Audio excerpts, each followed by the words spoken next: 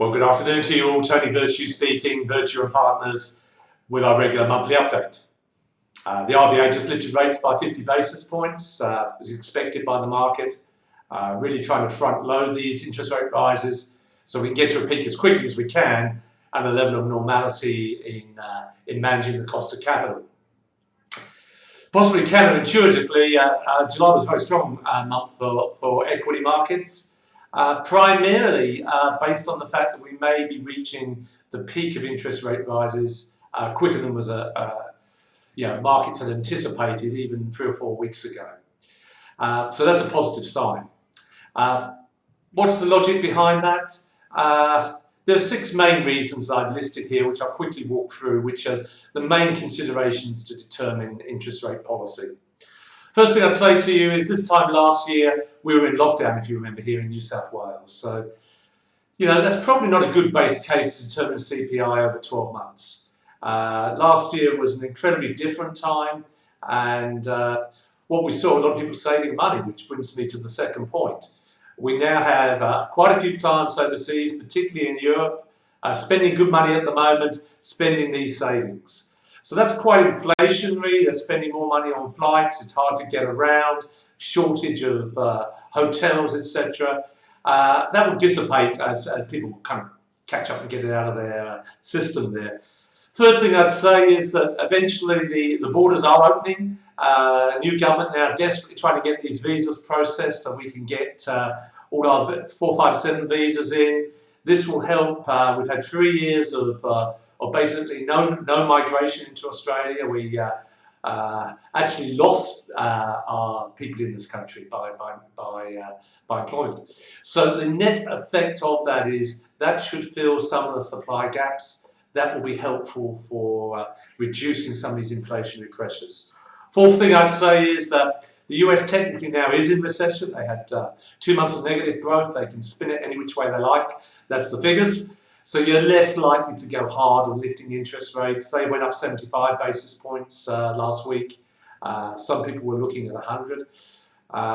Net effect of that is they'll probably do less, and that will be seen as a positive for the market there. Fifth thing I'd say is China appears to be coming out of COVID, and that lockdown certainly slowed down economic growth, which is a judgment call, of course. They will tend to print money now, drop interest rates, pump up their property market, and generally stimulate their economy as they've done historically. Not without other problems up there, of course, but that would generally be good for our export market there.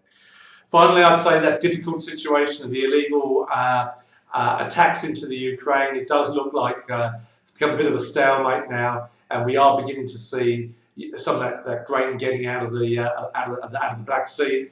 So maybe a sense that energy prices will begin to come back from there, and that again would be helpful for inflation.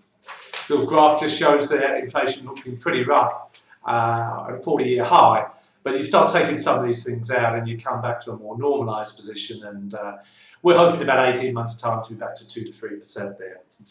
Global economies actually did quite well. The numbers from the Amazons, the Apples were strong. They don't need to borrow any money, so they're not too troubled by interest rate rises. And their earnings were growing broadly at a speed that could accommodate that. Clearly, technology is actually deflationary. It's driving costs down, and an awful lot of things we can do now that we couldn't have done in the past. So don't be too negative about this. And I'd include in that a lot of the health improvements we have now coming through.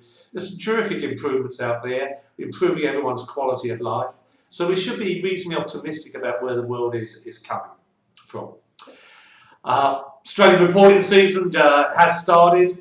We're through confession season, so we're not hoping for too many downgrades as we come through this. So you can see from the money coming through in distributions and dividends looking pretty solid. So running yield of 5.5% on the index, and that makes life a lot easier. That coupled with, we're seeing term deposits now at 5% in some of the wrap accounts that we operate with. So we do have more optionality now as interest rates have risen, and again, see that as a positive. Finally, in the property market, as you'd expect, you can't lift interest rates without there being a decline in borrowing capacity and hence property prices. Careful don't to get too wrapped up in all this jawboning. It does go through cycles, and we're still at historically very, very low levels. My graph there does show that rents have gone up substantially. And you can see that if you're a tenant at the moment, you're looking at pretty rough rents. Corollary, of course, if you're a landlord, you're getting more there. Look for that to normalise, particularly as a net migration comes in, and that should help us there. So look, that's where we stand at the moment. We're very busy, as I say, particularly for retirees. I want to lock in some of these higher rates and de-risk portfolios. But I think it's a time to be optimistic. Hopefully we're getting COVID behind us. We can come out of winter. We can be a little more confident about where the world sits. There's always challenges out there, and you just can't keep dodging bullets all day. We just need to get on with life.